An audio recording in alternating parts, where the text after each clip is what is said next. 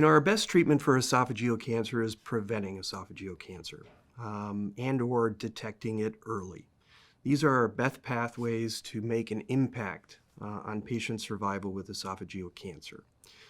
Now, there's many ways that we potentially can prevent the cancer development to begin with. We know the pathway that it goes through. It starts with reflux, it then goes to Barrett's, and from Barrett's it goes on to cancer.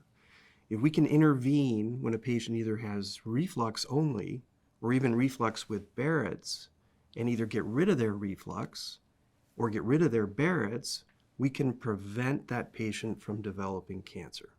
To prevent esophageal cancer, again, we either have got to prevent the reflux or stop the reflux, or we've got to get rid of the Barrett's. Nowadays, we have probably about 6 different ways that we can actually stop reflux. Reflux is a mechanical problem. It's due to a weak sphincter or valve that we have at the end of the esophagus. When that isn't working, that's what allows the gastric contents to come up into the esophagus. Today, we've got endoscopic as well as minimally invasive surgical procedures where we can go in and repair that valve. And if we repair that valve, that stops the reflux, and at least in theory will then prevent the development of cancer. Now, for patients that have already developed Barrett's, we do have techniques where we can actually get rid of the Barrett's. It's something called ablation. We've got several different methods of ablating that Barrett's tissue.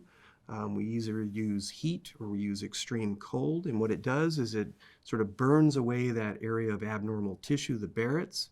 The body then heals that area with normal tissue, the normal tissue paper-like lining of the esophagus. And by doing that, it gets rid of the precancerous change. If we get rid of the Barrett's, but we haven't addressed the reflux, studies will show that upwards of 30 or more % of patients will again develop Barrett's because the reflux is continued. So again, it's reflux that's causing the Barrett's.